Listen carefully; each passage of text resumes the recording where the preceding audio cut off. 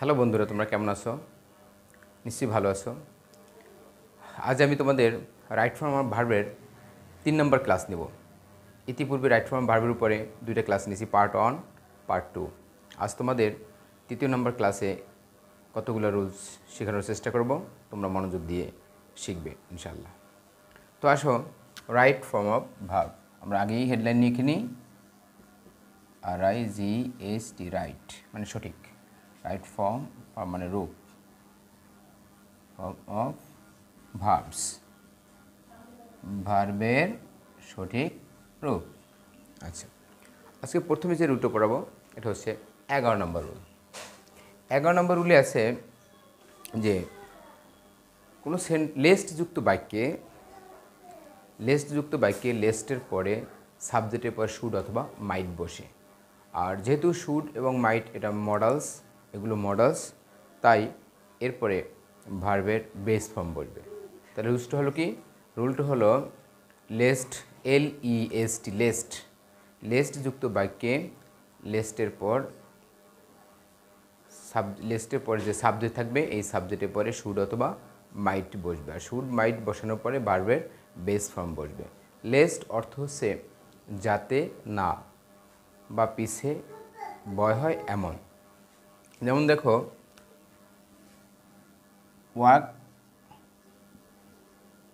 Work hard, HARD, work hard, lest you should fail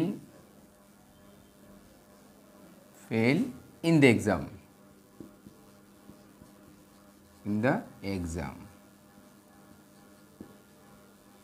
এখন পরীক্ষার সময় কি থাকবে সেটা দেখো। প্রশ্নে কি থাকতে পারে? প্রশ্নে থাকবে এভাবে, work hard, lest you to fail in the exam লেখা থাকবে। Lest you to fail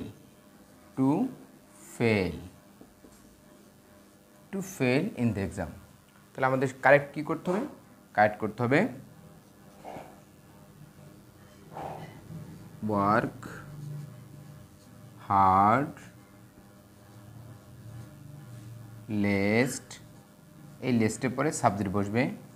least you should, SHO, should অথবা মাইট যেটা বসাও, শুড ফেল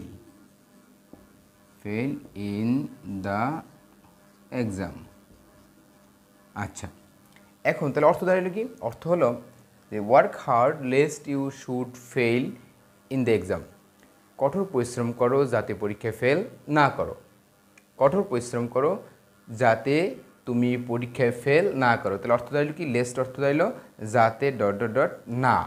লেস্ট অর্থ যাতে না। কিন্তু এই সেন্টেন্সে নেগেটিভ কোনো শব্দ লেখা যাবে না, নট অথবা নেগেটিভ, নেভার এরকম কোনো শব্দ লেখা যাবে না, কারণ এই সেন্টেন্সটা অর্থগত দিক দিয়ে নেগেটিভে আছে। Work hard lest you should fail in the exam, কঠোর পরিশ্রম করো যাতে তুমি পরীক্ষায় ফেল না করো। এটা হচ্ছে একটা তোমাদের রুল। এরপরে এই হচ্ছে লেস্টের রুল। আর সাধারণত এখানে শুডের পরিবর্তে মাইট বসাতে পারো। সাবজেক্ট যদি যেমন এটা এরকম যদি থাকতো, যেমন he studied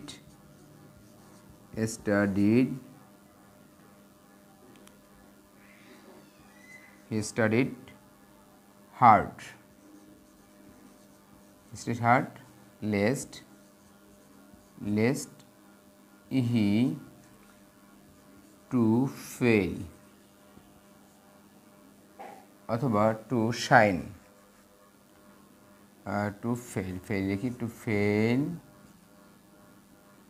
fail in the exam. এখানে এই টু ফেল এটা পরীক্ষায় প্রশ্ন থাকবে, তোমাকে সঠিকভাবে কি লিখতে হবে? সঠিকভাবে লিখবে এভাবে, হি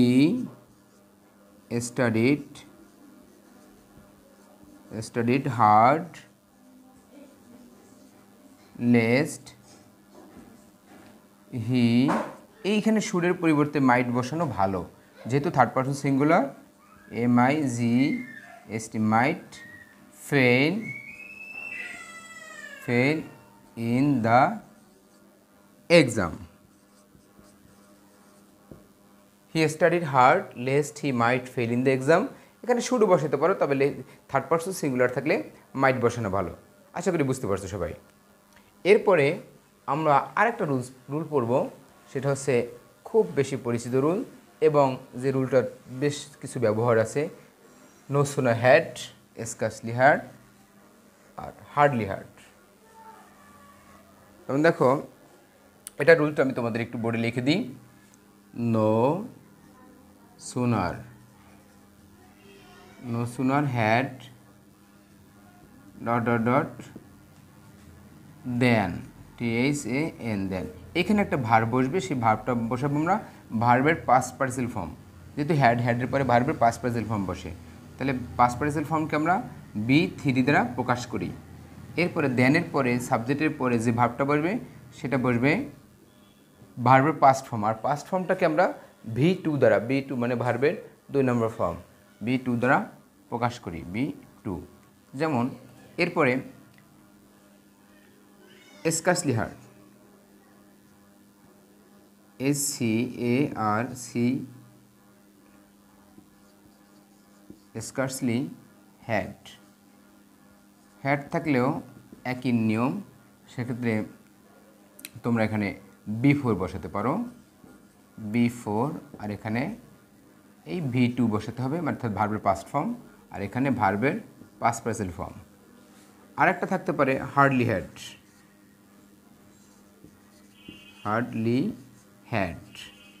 হার্ডলি হ্যাড থাকলেও একই রুল, এখানে হোয়েন অথবা কেউ কেউ B4 বসায়, B4।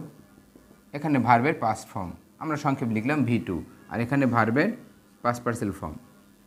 এখন এটা দ্বারা কেন, এটা অর্থ কী? অর্থ হচ্ছে করতে না করতেই, যেতে না যেতেই, খেতে না খেতেই, ধরতে না ধরতেই, পৌঁছতে না পৌঁছতেই, বলতে না বলতেই, এই শব্দগুলো ব্যবহার করার জন্য, এই সেন্টেন্সগুলো ব্যবহার করার জন্য আমরা সাধারণত নো সুনার হ্যাড ব্যবহার করি। কীভাবে? এক্সাম্পল হিসেবে আমরা একটা এক্সাম্পল নেই। এক্সাম্পল হচ্ছে no sooner had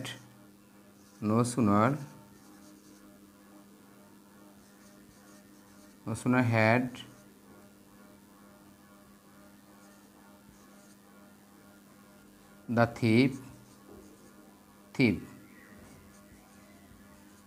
no sooner had the thief seen the police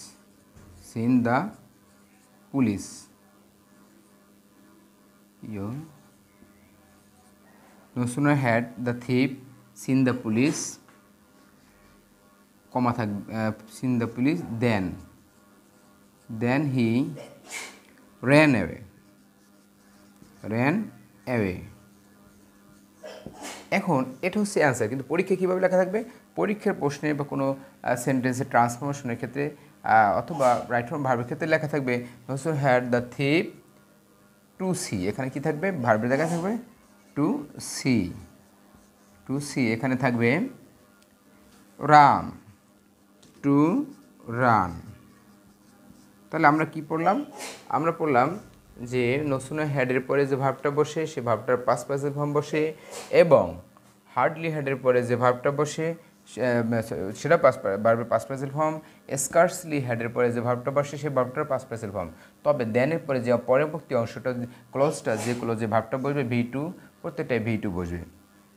তো এখন আমরা এটাকে যদি এভাবে কারেক্ট করি তাহলে কী হবে? কারেক্ট করলে হবে no sooner had the thief seen. কী হবে?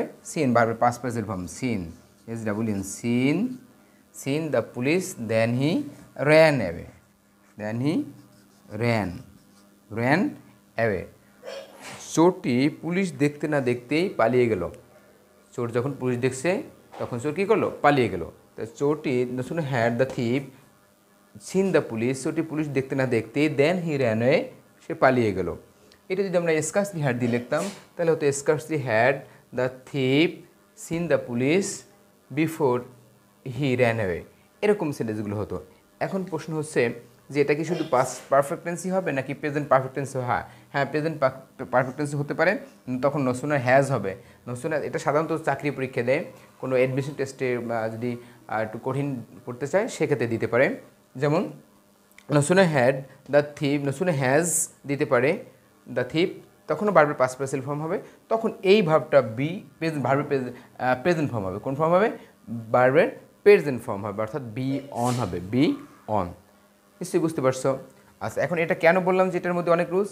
এটা দেখো, আমরা এখানে এই শব্দগুলো জানতে পারলাম কি, একটা দুইটা ক্লোজ আছে এখানে। No sooner had the thief seen the police, এটা একটা ক্লজ। আর দেন হি র্যান অ্যাওয়ে, এটাও একটা ক্লজ। আচ্ছা, এরপর হচ্ছে এখানে এই সেন্টেন্সটার যে অ্যাফার্মেটিভ সেন্টেন্সগুলো সেটা আছে, সেটা হচ্ছে as soon as the thief saw the police, তখন কমা থাকে, ওই কমার পরিবর্তে এখানে দেন বসে। তাহলে এটা পাইলাম ট্রান্সফরমেশন। আবার রাইট ফর্ম ভার্বেও এভাবে আসতে পারে, যে টু সি থাকবে, এটা এভাবে করতে হবে। আশা করি বুঝতে পারছো, চেষ্টা করবে। এরপরে 3 নম্বর রুলস তোমাদের যেটা পড়াবো সেটা হচ্ছে খুব পরিচিত, এবং এমন কোনো অ্যাডমিশন টেস্ট বা চাকরি পরীক্ষা নাই যেখানে, বা কোনো ক্লাসে পরীক্ষা নাই যেখানে এই একটা রুল থেকে না দেয়। সেটা হচ্ছে since, as if, as though. Since, কোনো সেন্টেন্সে যদি since, as though, as if ইত্যাদি থাকে, since, as though, as if যদি কোনো সেন্টেন্সে থাকে, সেই সেন্টেন্সটার ক্ষেত্রে দুইটা রুলস কি? একটা হচ্ছে যদি সেন্টেন্সের দুইটা অংশ থাকে, অর্থাৎ একটা প্রিন্সিপাল ক্লোজ, একটা সাবঅর্ডিনেট ক্লোজ থাকে, সেক্ষেত্রে সেন্টেন্সের প্রথম অংশ যদি প্রেজেন্ট ইনডেফিনিট অথবা প্রেজেন্ট পারফেক্ট টেন্স থাকে, পরের অংশ পাস্ট ইনডেফিনিট করতে হয়। আবার বলছি, প্রথম অংশ যদি প্রেজেন্ট ইনডেফিনিট, যে দুটো ক্লোজ থাকবে, এই দুইটা ক্লোজের প্রথম ক্লোজটা যদি প্রেজেন্ট ইনডেফিনিট অথবা প্রেজেন্ট পারফেক্ট থাকে, তাহলে পরের অংশ বা দ্বিতীয় ক্লোজটা হবে পাস্ট ইনডেফিনিট।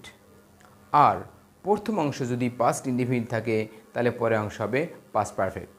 কি প্রথম অংশ পাস্ট ইনডেফিনিট থাকলে হওয়া ছিল না যে প্রেজেন্ট পারফেক্ট অথবা প্রেজেন্ট ইনডেফিনিট? তা হবে না, কিন্তু প্রথম অংশ পাস্ট ইনডেফিনিট থাকলে উল্টো হলে আবার আলাদা হবে রুল। প্রথম অংশ পাস্ট ইনডেফিনিট থাকলে পরের অংশ পাস্ট পারফেক্টনেস থাকবে। তাহলে চলো আমরা লিখি since, as if, as though. আমরা শব্দগুলো আগে লিখে নিই। Since, as if, as though. আচ্ছা, এই শব্দগুলো সাধারণত। তাহলে এটা রুলস কি? আমরা একটা সেন্টেন্স লিখি,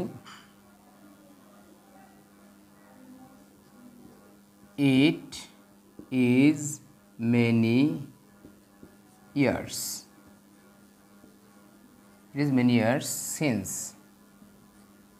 since his father died. দেখো, এটা present form, it is many years, এটা হচ্ছে প্রেজেন্ট ফর্ম, আর his father died past form. তাহলে সিন্সের এক অংশ প্রেজেন্ট ইনডিফিনিট আছে, পরের অংশ কী আছে? Past indefinite. আবার প্রথম অংশ যদি প্রেজেন্ট পারফেক্ট থাকতে পারত, যেমন it has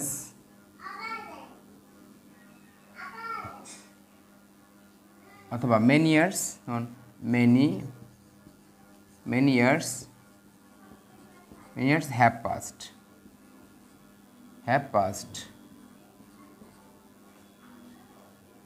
many years have passed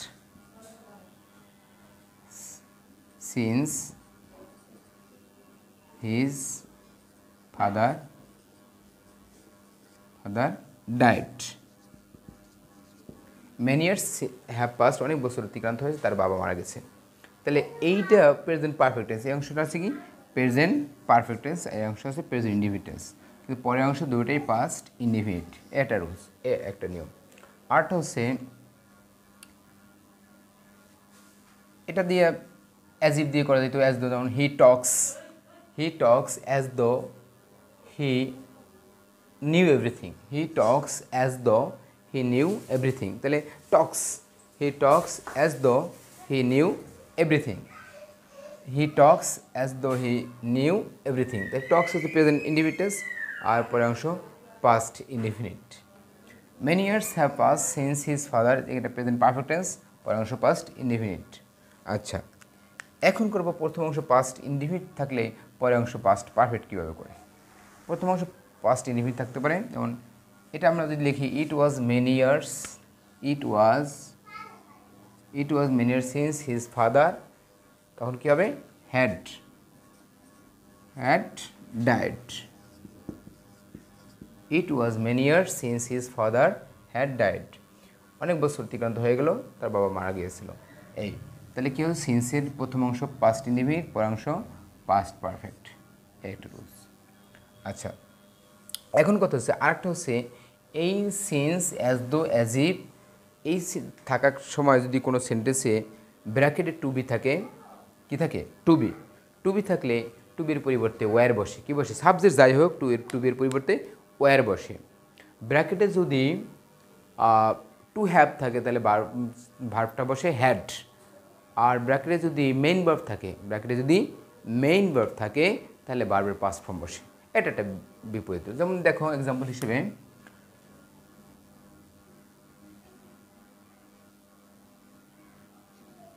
he Tux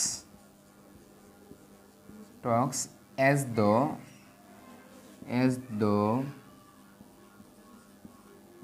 he to be a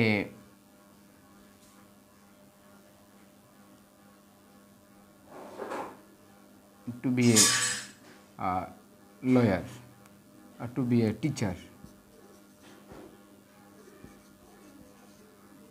He talks as though he to be a teacher, তাহলে কী হবে? এই টু বি এর পরিবর্তে কী বসবে? টু এর পরিবর্তে এরকম হবে, হি টক্স as though he were a teacher. সাধারণত হির পরে ভার্বের সাধারণত না যারা এই রুলসটা যারা না বুঝবে তারা মনে করবে যে হিয়ের পরে তো ভার্বের ওয়াজ বসে, পাস্ট টেন্সে ওয়াজ বসে, কিন্তু ওয়ার বসবে কেন? ওয়ার বসে শুধু এই কারণে, অ্যাজ দো, অ্যাজ ইফ, এগুলোর কারণে ওয়ার বসে। কি বুঝতে পারছো? নিশ্চয়ই তোমরা বোঝার চেষ্টা করছো, বুঝতে পারবে। এরপরে আমরা অন্য একটা রুলস পড়ব। সেই রুলসটা হচ্ছে কোনো সেন্টেন্সে যদি it is time, it is high time, wish fancy থাকে, কোনো সেন্টেন্সে যদি it is time, it is high time, wish fancy থাকে, তাহলে ব্র্যাকেটে ভার্বটার কী হবে? ব্র্যাকেটে ভার্বের পাস্ট ফর্ম বসবে। ব্র্যাকেটে ভার্বের কোন ফর্ম বসবে? পাস্ট ফর্ম বসবে। It is time, high time, it is high time, wish fancy ইত্যাদি থাকলে ব্র্যাকেটে ভার্বের পাস্ট ফর্ম বসে। কোন ফর্ম বসে? পাস্ট ফর্ম বসে। কিন্তু যদি, তবে শর্ত হচ্ছে ওই ভার্বের আগে একটা সাবজেক্ট থাকতে হবে। কিন্তু যদি সাবজেক্ট না থাকে তাহলে ভার্বের বেস ফর্মের পূর্বে টু বসবে। এক্সাম্পল হিসেবে তোমরা দেখো, একটা দিয়ে আমি সব রুলসগুলো দেখাবো। যেমন ইট is high time,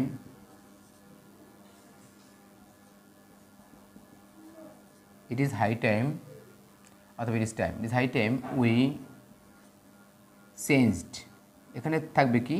to change, CHANGE, to change our society.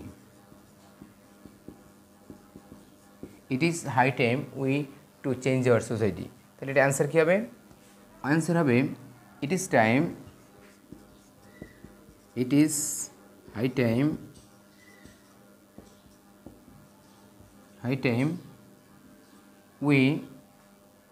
it is high time we changed, ভার্বের past form CHANGE, changed our society. It is high time we changed our society. আর যদি এরকম থাকতো যে, তাহলে এখানে কি আছে? এই যে ভার্বের আগে একটা সাবজেক্ট আছে, ভার্বের আগে কি আছে? সাবজেক্ট আছে। আর যদি সাবজেক্ট না থাকে সেক্ষেত্রে কী হবে? সাবজেক্ট না থাকলে এইটা যদি এই সাবজেক্টটা যদি না থাকে, বা এখানে যদি সাবজেক্টটা না থাকে, তাহলে আমরা কী হবে? সাবজেক্টটা না থাকলে হবে it is time to change our society. কী হবে? টু বসবে। It is time to change our society. It is time to change our society. আমাদের সমাজ পরিবর্তনের এটা একটা উপযুক্ত সময়। It is high time, it is time, এটা উপযুক্ত সময়। ফ্যান্সি অর্থ কল্পনা করা, উইশ ইচ্ছা করা। আচ্ছা, এরপরে এই কয়টা নাম্বার রুল হলো? এই রুল হয় তোমাদের প্রথমে লেস্টের রুলস পড়ালাম, তারপরে নসুনে হ্যাট, তারপর পড়ালাম wish as though as if it is time it is high time. তোমাদের আর একটা রুলস পড়াবো। আর হচ্ছে কোনো সেন্টেন্সে যদি had better had rather, would better would rather, had better had rather, এই হ্যাড বেটার দেখো, had better had rather, would better would rather এবং সকল মডেলসের পর ভার্বের বেস ফর্ম বসে, প্রেজেন্ট ফর্ম না। অনেক বইতে লেখা আছে দেখবা প্রেজেন্ট ফর্ম, না এটা ভুল আছে, বেস ফর্ম বসবে। এই had better, had better, had better had rather, had rather, had better had rather, would better would rather, let must need dare, সকল models can could may might shall should will would, যতগুলো models আছে semi modal আছে, এই মডেলের পর ভার্বের base form বসে। কোন ফর্ম বসে? বেস ফর্ম বসে। ব্র্যাকেটে ভার্বের আগে টু থাকলে সেই টু বিলুপ্ত হয়ে যায়। যেমন দেখো, you had better, you had better, you had better, এখানে ব্র্যাকেটে থাকবে টু গো, গো দেয়ার, অথবা you had better to leave the place, to leave the place, এটা হতে পারে, যে কোনো একটা ভার্ব হতে পারে। তাহলে কী হতে অ্যান্সার কী হবে? ইউ হ্যাড বেটার গো দেয়ার। তাহলে কি এই হ্যাড বেটার একটা মডেলে কাজ করলো, এখানে হ্যাড বেটারের পর ভার্বের বেস ফর্ম বসবে। এটা হচ্ছে একটা রুল, হ্যাড বেটারের পর ভার্বের কোন ফর্ম বসবে? বেস ফর্ম বসবে। আচ্ছা, তোমাদের আমি আর তাহলে কী হলো, কয়টা রুল হতো? 5টা রুল আমি তোমাদের পড়ালাম। প্রথমে আবার মনে করে দিই, প্রথমে পড়ালাম যে লেস্ট যুক্ত বাক্যে সাবজেক্টে পরে শুড অথবা মাইট বসবে এবং ভার্বের বেস ফর্ম বসবে। এরপর পড়লাম নোসোনা হ্যাডের পরে ভার্বের পাস্ট পার্সেল ফর্ম বসে এবং পরবর্তী ক্লোজটা ভার্বের প্রেজেন্ট ভার্বের পাস্ট ফর্ম বসে। এরপর পড়ালাম তোমাদের আর একটা রুলস, সেটা হলো যে as though as if wish, as though as if since, এগুলোর পরে এগুলোর জন্য 2টা রুলস পড়াইছি। প্রথম অংশ প্রেজেন্ট ইনডিফিনিট অথবা প্রেজেন্ট পারফেক্ট থাকলে পরের অংশ পাস্ট ইনডিফিনিট, আর প্রথম অংশ পাস্ট ইনডিফিনিট থাকলে পরের অংশ পাস্ট পারফেক্ট। এরপর পড়লাম it is time, it is high time, wish, fancy ইত্যাদির পরে ভার্বের পাস্ট ফর্ম বসে। ভার্বের কোন ফর্ম বসে? পাস্ট ফর্ম বসে। তবে যদি সাবজেক্ট না থাকে, যদি সাবজেক্ট না থাকে তাহলে ভার্বের বেস ফর্মের পূর্বে টু বসবে। টু এর পর ভার্বের কোন ফর্ম বসে? Base form. টু এর পর ভার্বের প্রেজেন্ট ফর্ম বসে না। কোন ফর্ম বসে? Base form. ভার্বের অনেকগুলো ফর্ম আছে, 6টা 7টা 8টা পর্যন্ত আছে অনেকে বলে, কিন্তু যেমন বেস ফর্ম আসছে একটা, present form, past form, past participle form, gerund form, infinitive form. Infinitive হচ্ছে টু প্লাস ভার্বের বেস ফর্ম। এরপরে পড়লাম কি আমরা? Had better had rather, would better would rather, let must need dare এবং সকল মডেলসের পরে, সকল মডেলসের পর ভার্বের কোন ফর্ম বসে? ভার্বের বেস ফর্ম বসে। ঠিক আছে, আজকে এই পর্যন্তই। সবাই ভালো থাকো, আল্লাহ হাফেজ।